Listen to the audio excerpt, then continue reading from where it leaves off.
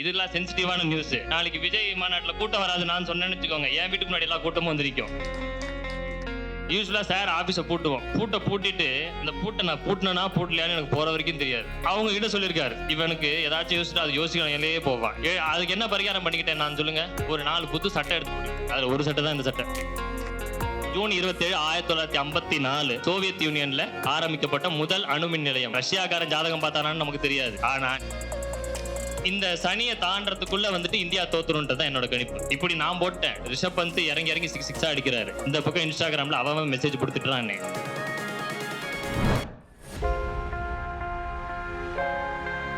எல்லாரும் நல்லா இருக்கணும்னு நினைச்ச அந்த சிரிப்பு.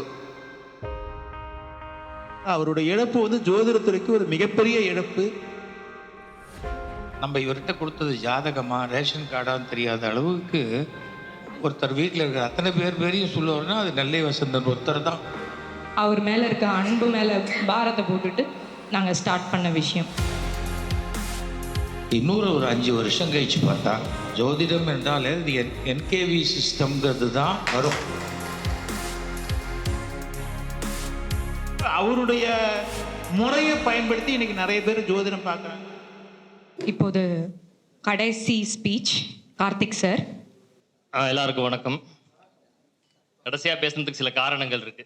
என்னன்னா, நான் வந்து ஆடி மாசம் பிறந்தவன், ரைட்டா? ஆடி மாசம் பிறந்தவன். 2வது என்னோட சூரியன் வந்து தனுசு வீட்டில் இருக்காரு. இப்போ நான் பேசலாமா?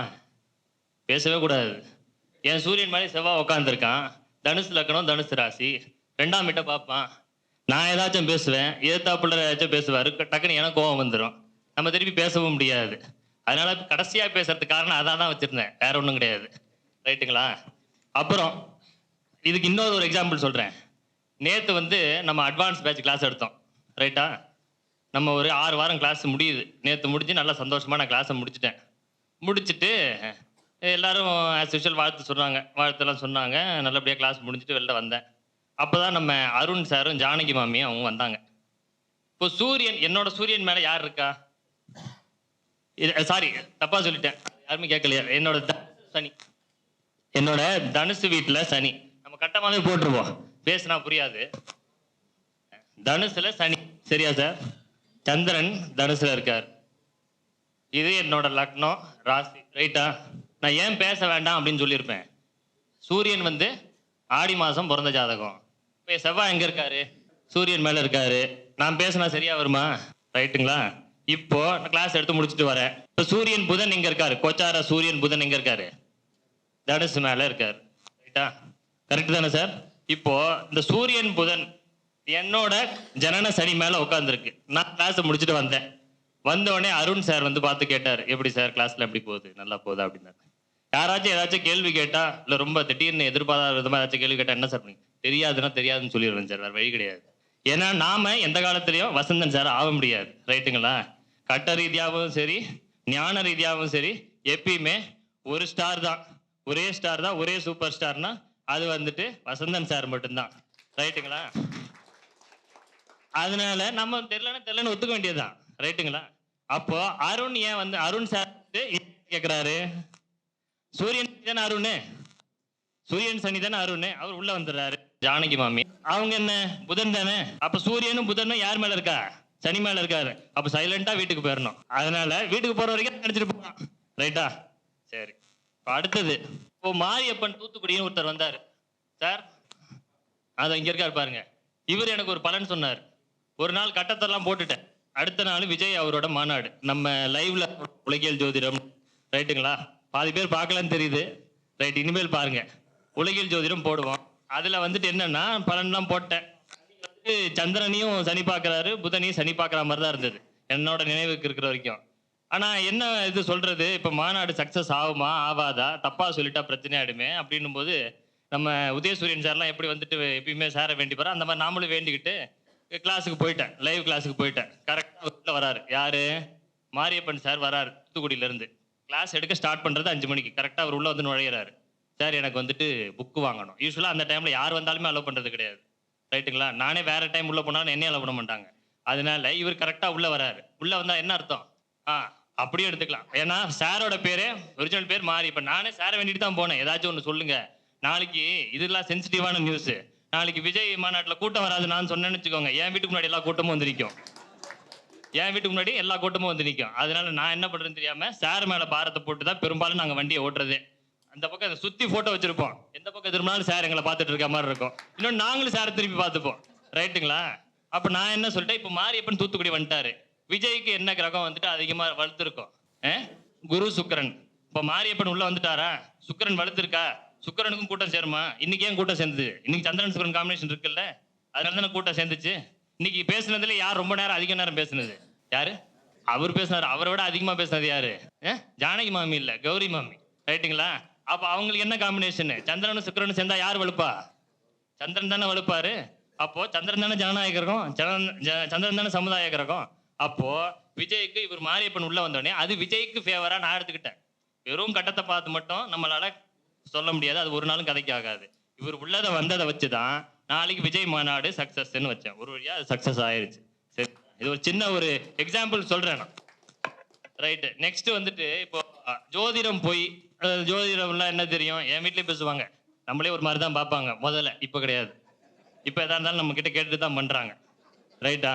இப்போ என்னன்னா நான் ஒரு விஷயம் சொல்றேன், இது நான் சொன்ன விஷயம் கிடையாது, அதுக்கு வேற அடி. அது எல்லாமே சார் சொன்னதுதான். நம்ம அது மேல இருந்து ஒரு டீ காபி டிகாஷன் சர்க்கரை அதெல்லாம் போடுற மாதிரி. இப்போ நியூக்ளியர் பவர் பிளான்ட் இருக்கு. இப்போ ஏதோ ஒரு பாட்டு ஓடிச்சு, என்ன பாட்டு? நம்ம யோசிச்சுக்கிட்டே இருக்கணும், என்ன ஓடுதுன்னு யோசிச்சுக்கிட்டே இருக்கணும். சார் எனக்கு ஜாதகம் வரும்ன்றது எப்படி சொன்னாருன்னா, அது ஆக்சுவலா அவங்க சொல்லுவாங்க பேசும்போது, யூஸ்வலா சார் ஆபீஸை பூட்டிட்டு அந்த பூட்டை நான் பூட்டினா பூட்டலையான்னு எனக்கு போற வரைக்கும் தெரியாது. திறந்துட்டு போனாலும் வந்து நாளைக்கு திட்டுவாரு. ரைட்டுங்களா? பூட்டை பிடிச்சி நான் தொங்கிட்டே இருப்பேன். அவங்க கிட்ட சொல்லியிருக்காரு, இவனுக்கு ஏதாச்சும் யோசிச்சுட்டு அது யோசிக்கணும் எல்லையே போவான். இப்போ நேற்று மாமி பேசுனதே நான் 2 மணி நேரம் 3 மணி நேரம் போனேன். அதுக்கு என்ன பரிகாரம் பண்ணிக்கிட்டேன் நான் சொல்லுங்க? ஒரு 4 புது சட்டை எடுத்து போட்டுக்கிட்டேன். அதில் ஒரு சட்டை தான் இந்த சட்டை. ரைட்டுங்களா? ஏன் சந்திரன் சுக்கிரனுக்கு ட்ரெஸ் போடலாம்ல? சந்திரன்னா உங்களோட உடை தானே, அப்புறம் வேற என்ன பரிகாரம் பண்ண முடியும்? நான் மாமியை போய் அடிக்கவா முடியும்?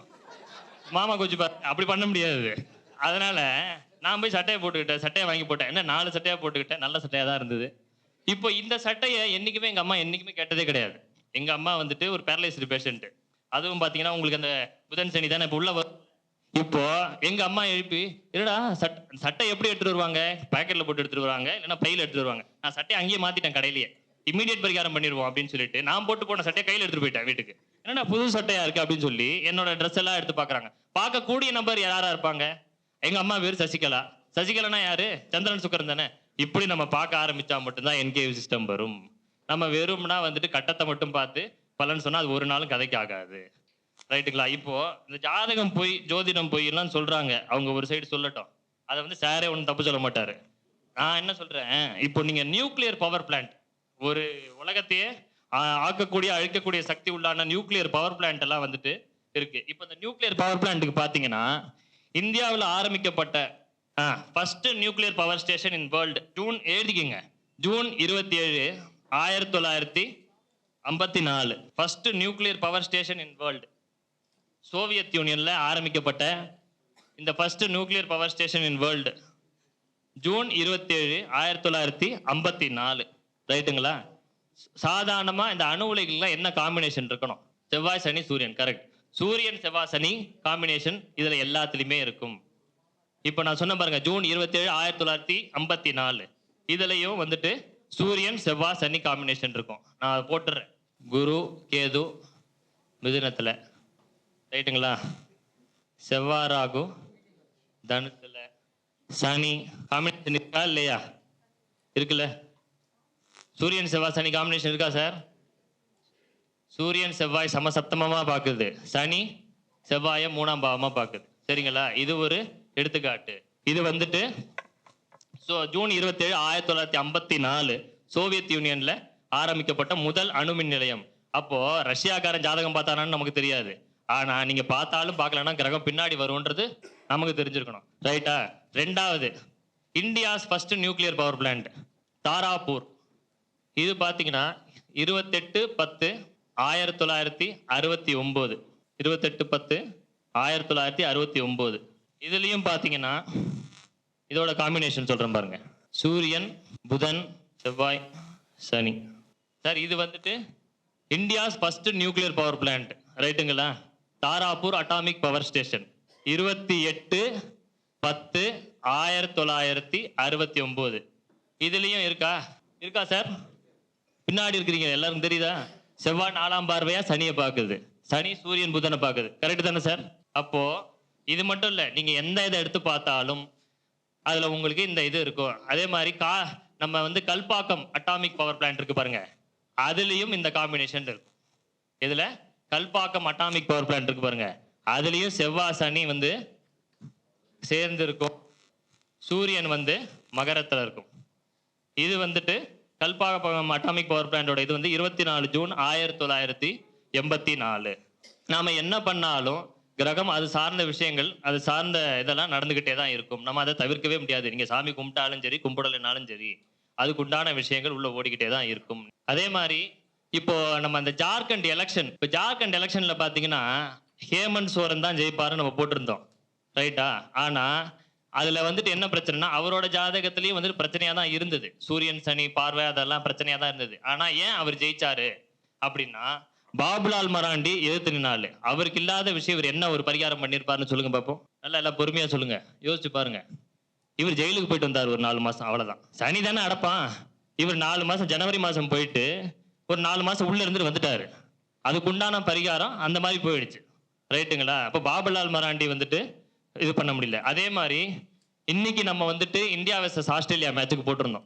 இது வந்துட்டு நம்ம செல்வமணி சார் அவரும் போடுவாரு கிரிக்கெட் ப்ரெடிக்ஷன். அதன் மூலியமா ஆர்வப்பட்டு நான் வந்துட்டு கிரிக்கெட் ப்ரெடிக்ஷன் போட்டேன். இது எப்படின்னா, 3ஆம் தேதி ஆரம்பிச்சு இங்க ஆரம்பிக்குதுன்னு நினைக்கிறேன், 3ஆம் தேதி இங்க ஆரம்பிச்சதுன்னு நினைக்கிறேன். இந்த சனியை தாண்டறதுக்குள்ள வந்துட்டு இந்தியா தோத்துருன்றதான் என்னோட கணிப்பு. இப்படி நான் போட்டேன்.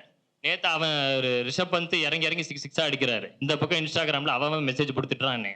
ஆனா இன்னைக்கு ஆஸ்திரேலியா ஜெயிச்சிருச்சு.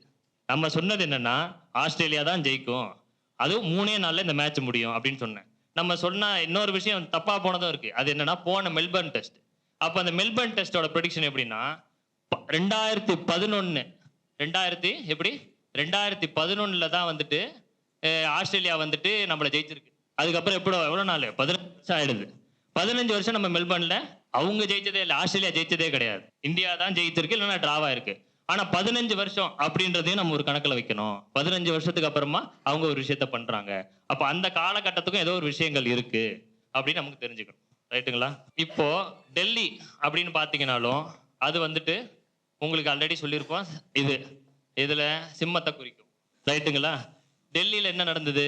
டெல்லியில இங்க கும்பத்துல சனி வரும்போது என்ன ஆச்சு? டெல்லி என்ன ஆச்சுன்னா, டெல்லி மேப்ல இருந்தெல்லாம் காணாம போவாது. டெல்லியை ஆளக்கூடிய ஆட்கள் அவங்களுக்கெல்லாம் பிரச்சனை வரும், அந்த ரெப்ரசன்டேஷனுக்குலாம் பாதிப்பு வரும். டெல்லி கிடையாது, சேலமும் இதுதான் குறிக்கும். நமக்கு தெரிஞ்சிருக்கு, ஒரு 2 வருஷமா சேலம் சார்ந்த முக்கியமான தலைவர்களுக்கெல்லாம் நிறைய சிக்கல்ல தான். அதே மாதிரி மகாராஷ்டிரால நான் ஒரு ப்ரெடிக்ஷன் போட்டேன், அது அப்படியே நேர் எதிர்மாறா போயிருச்சு. என்னன்னா, மகாராஷ்டிரால வந்துட்டு காங்கிரஸ் ஜெயிக்கும் தான் நாம யோசிச்சிருந்தோம். ஆனா மகாராஷ்டிரால ஆல்ரெடி சனி தன்னோட கழகத்தை பண்ணிட்டார். எப்படி பண்ணாரு? ஆல்ரெடி இவர் வந்துட்டு கட்சியை உடைச்சு ஆட்சியும் பிரிச்சுட்டாங்க. இதே மாதிரி இப்போ இருக்க ஆளக்கூடிய அரசாங்கம் அவங்களுக்கு எல்லாம் பிரச்சனை இல்லாம இருக்கணும். பெரும்பாலும் சென்னையை சுத்தி நீங்க ரோடு போட்டாலே உங்களுக்கு மிகப்பெரிய அளவுல அது வந்து ஒரு பரிகாரமா போகும், ரைட்டுங்களா? அதே மாதிரி டெல்லியில வந்துட்டு எலெக்ஷன் வருது. எலெக்ஷன் டேட் இன்னும் அனௌன்ஸ் பண்ணல. ஆனா நாம வந்து ஆக்சுவலா டேட் அனௌன்ஸ் பண்ணணும். அந்த டேட்டோட ரிசல்ட் டேட்டை வச்சு தான் நம்ம எடுக்க முடியும். அந்த ஒரு நாள்ல அவங்களுக்கு சந்திராஷ்டமமா இருந்தா கூட ரிசல்ட் நேர் எதிராக மாறதுக்கு வாய்ப்புகள் உண்டு. ஆனாலும் நம்ம என்ன சொல்றோம்னா, திருப்பி அரவிந்த் கெஜ்ரிவால் வரதுக்கு தான் வாய்ப்புகள் அதிகமா இருக்கு அப்படின்னு நம்ம சொல்ல முடியும். எல்லாருக்கும் நன்றி, வணக்கம். என்னைக்குமே வந்துட்டு நான் அந்த கிளாஸ் எடுக்கிறதோ இல்லை வந்துட்டு நம்ம வந்துட்டு எனக்கு பிடிச்சது எல்லாமே வந்துட்டு சார் காலு கீழே இருந்த கார்த்திகா தான் நான் வந்துட்டு எல்லாருக்கும் தெரியப்படணுன்றது தான் என்னோட சந்தோஷம். அதில் தான் வந்துட்டு நான் இந்த ஜோசியம் கற்றுக்கிறது, பலன் சொல்றது அதெல்லாம் தாண்டி நாங்கள் வந்துட்டு எப்பயுமே வந்துட்டு சாரோட காலு கீழே இருந்த கார்த்திகா நான் தெரியறதுல நான் ரொம்ப சந்தோஷப்படுறேன். எல்லாருக்கும் நன்றி, வணக்கம். ஆஸ் யூஷுவல் கட்டம் தன் கடமையை செய்யும். நன்றி, வணக்கம். புக் லான்ச் கேள்வி பதில் இந்தியன் அஸ்ட்ராலஜி. சார் வந்து தொலைக்காட்சியில் நிறைய பேர் கேள்வி கேட்டதுக்கு பதில் சொல்லியிருக்காங்க. அது எல்லா தொகுப்பாக எடுத்து நம்ம வந்து ஒரு புக் பண்ணியிருக்கோம். ஸோ இது வந்து எல்லா அஸ்ட்ராலஜருக்கும் ரொம்ப யூஸ்ஃபுல்லான ஒரு விஷயமா இருக்கும். அனைத்து நூலகங்களுக்கும் போவதற்கு ஏற்பாடு செய்யப்பட்டுள்ளது.